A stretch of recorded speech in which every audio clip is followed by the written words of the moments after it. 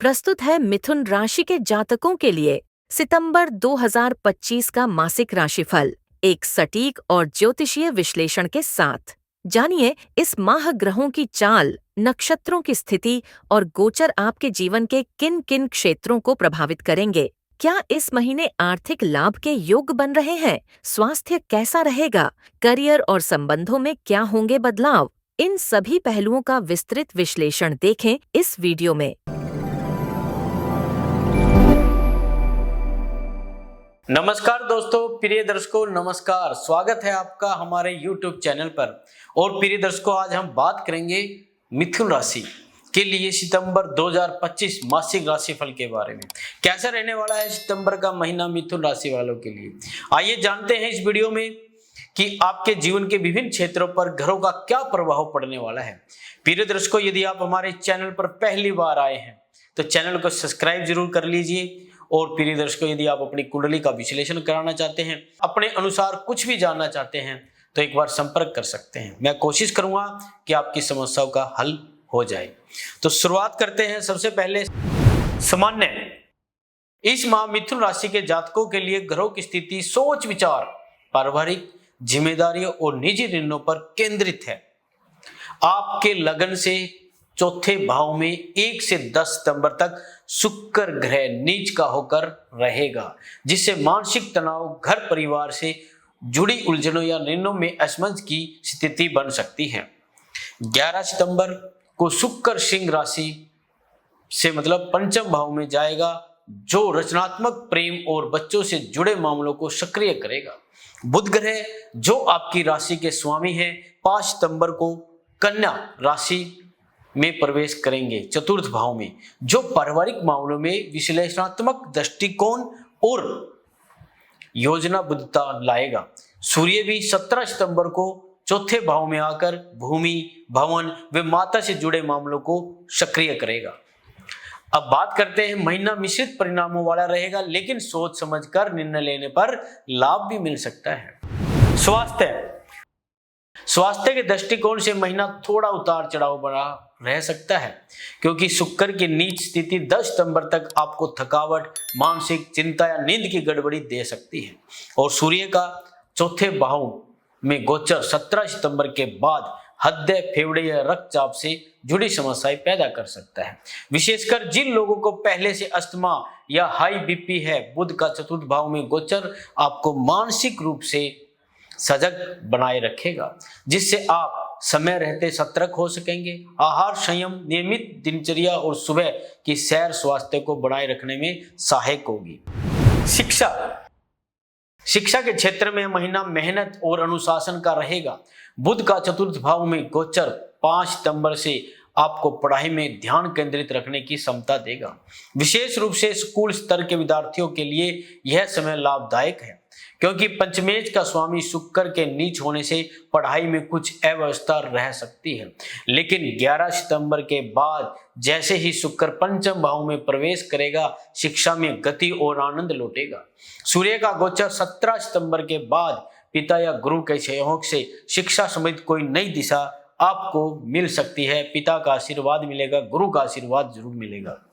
Career और व्यवसाय, career के दृष्टिकोण से यह महीना परिवर्तन और विचारशील निर्णयों से आपका भरा हो सकता है, क्योंकि मंगल का गोचर तीसरे भाव में होने से आप में साहस, ऊर्जा और पहल की भावना बनी रहेगी, जिससे आप नई जिम्मेदारियां लेने में संकोच नहीं करेंगे। और शुक्र का पंचम भाव में प्रवेश 11 सितंबर के बाद क्रिएटिव फील्ड के लोगों जैसे मीडिया, मार्केटिंग, कला, संगीत आदि में कार्यस्थ लोगों को लाभ भी देगा। सूर्य और बुध का चतुर्थ भाव में गोचर कार्यालय या कार्यस्थल से जुड़े फैसलों को सोच समझकर लेने का संकेत देता है। बिजनेस कर रहे लोगों के लिए साझेदारी में सावधानी की जरूरत होगी। आर्थिक पक्ष, आर्थिक दृष्टिकोण से महीना संतुलन बनाकर चलने का है। शुक्र का पंचम भाव में गोचर 11 सितंबर से निवेश और शेयर बाजार में लाभ के योग बना रहा है, लेकिन जल्दबाजी न करें।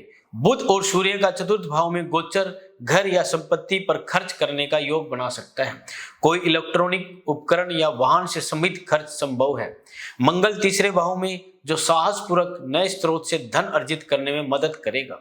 कुल मिलाकर महीने के दूसरे भाग में आर्थिक स्थिति सुधरेगी।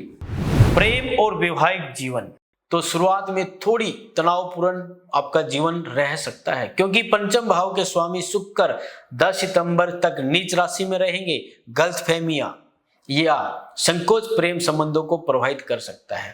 11 सितंबर के बाद जब शुक्र पंचम भाव में आ जाएगा तो प्रेम में नयापन, स्नेह और मेल जोड़ बढ़ेगा। विवाहित लोगों के लिए पारिवारिक निर्णय लेकर मतभेद हो सकते हैं, लेकिन संवाद बनाए रखें। मंगल का प्रभाव वैवाहिक जीवन में ऊर्जावान माहौल बना सकता है, लेकिन वाणी पर नियंत्रण जरूरी है।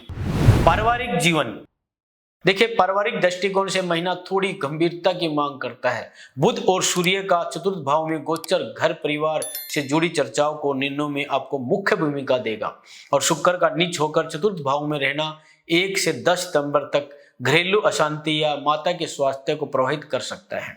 और 11 सितंबर के बाद परिस्थितियां बेहतर होगी और परिवार में सौहार्द का वातावरण बन सकता है।